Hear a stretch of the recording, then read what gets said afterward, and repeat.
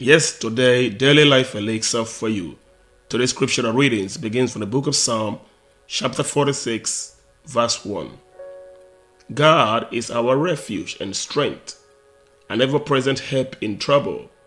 Therefore, we will not fear, though the earth give way, and the mountains fall into the heart of the sea.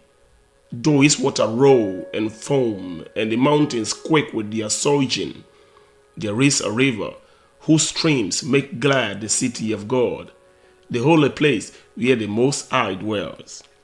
The way this scripture begins automatically gives you the impression that these are the words of a man who is sure about the foundation whereon he stands. This is the voice of a man who has made up his mind and nothing is going to change it. A man who is saying to the world, you can trust in whomever or whatever you choose. But as for me, my refuge and strength is in God Most High. Only those who are filled with the stream of life truly knows this blessed assurance.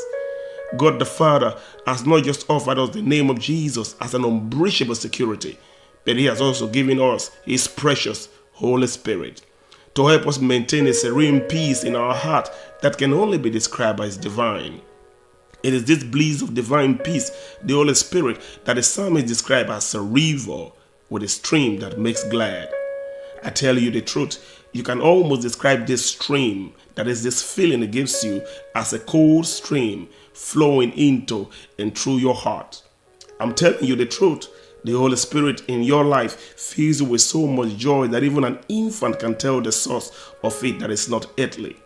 This is why you hear such confidence in the voice of David.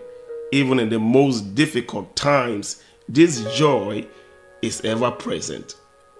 Amen.